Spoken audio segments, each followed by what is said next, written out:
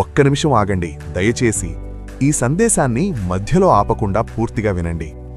ఇది మీ సమయాన్ని వృధా చేసే మాటలు కాదు, మీ నిత్యజీవానికి సంబంధించిన అత్యంత ప్రాముఖ్యమైన హెచ్చరిక. ఈరోజు నేను మిమ్మల్ని ఒక సూటి ప్రశ్న అడుగుతున్నాను.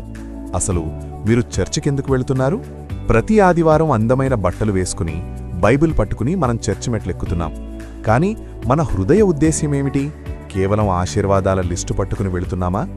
అప్పులు తీరాలని, రోగాలు నయం కావాలని, పిల్లలకు ఉద్యోగాలు రావాలని, కేవలం వీటి కోసమే మనం వెళుతున్నామా? ఈ రోజుల్లో చాలామంది యేసుక్రీస్తును కేవలం ఒక సమస్యల పరిష్కారిగానే చూస్తున్నారు. మన అవసరాలు తీర్చే ఒక మెషీన్లాగా వాడుకుంటున్నారు. కానీ బైబిల్ ఏం చెబుతుందో తెలుసా?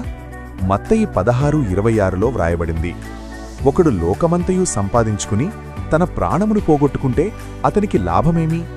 మీరు లోక ఆశీర్వాదాలు పొంది పరలోకాన్ని కోల్పోతే అంతకంటే దౌర్భాగ్యం మరొకటి ఉండదు. యేసుప్రభు తనన్ని వెంబడించేవారికి ఒక నిబంధన పెట్టారు. మత్తయి 16:24లో ఆయన ఇలా అన్నారు, ఎవడైనను నన్ను వెంబడింపగోరిన ఎడల తన్ను తాను ఉపేక్షించుకుని తన సిలువను ఎత్తుకుని నన్ను వెంబడింపవలెను.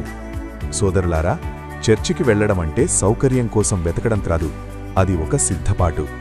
సిలువను ఎత్తుకోవడమంటే దేవుని చిత్తం కోసం మన ఇష్టాలను బలి ఇవ్వడం.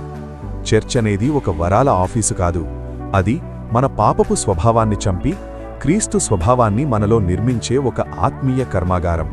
మనం ఎందుకు చర్చిలో వాక్యం వినాలో తెలుసా? ఎందుకంటే మనం ఈ లోకానికి చెందినవారం కాదు. ఫిలిప్పీయులకు 3:20 స్పష్టంగా చెబుతోంది, మన పౌరస్థితి పరలోకమందున్నది, మన అడ్రస్ ఇక్కడ లేదు, మనమిక్కడ యాత్రికులం మాత్రమే. ఎఫెసీయులకు 2:10 ప్రకారం దేవుడు ముందుగా సిద్ధపరిచిన సత్క్రియలు చేయుటకై మనము క్రీస్తు యేసునందు సృష్టింపబడిన వారము. మీరు రక్షించబడింది కేవలం నరకం నుండి తప్పించుకోవడానికి కాదు, భూమి మీద క్రీస్తుకు ప్రతినిధులుగా జీవించడానికి. చర్చిలో మనం నేర్చుకోవాల్సింది లోకంలో ఎలా బ్రతకాలి అని కాదు, దేవుని రాజ్యంలో ఎలా పౌరులుగా ఉండాలి అని. చాలామంది ముందు నా సమస్యలు తీరితే అప్పుడు దేవుని కోసం బ్రతుకుతాను అంటారు. కానీ దేవుని వాక్యం దీనికి విరుద్ధంగా ఉంది. మత్తయి 6:33 ఇలా చెబుతోంది, కాబట్టి మీరాయన రాజ్యమును నీతిని మొదట వెతకండి, అప్పుడవన్నీయూ మీకు అనుగ్రహింపబడును. ఆయన రాజ్యానికి ప్రాముఖ్యత ఇవ్వండి. మీ హృదయాన్ని మార్చుకోవడానికి చర్చికి వెళ్ళండి. మీరు మారితే మీ పరిస్థితులను మార్చడం దేవునికి ఒక సెకను పని.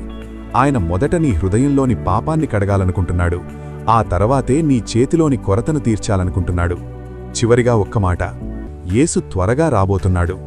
ప్రకటన 22:12లో ఆయన ఇలా హెచ్చరిస్తున్నారు, ఇదిగో నేను త్వరగా వస్తున్నాను, వానివాని క్రియ చొప్పున ప్రతివానికినీ ఇచ్చుటకు నేను సిద్ధపరిచిన జీతం నా యొద్ద ఉన్నది.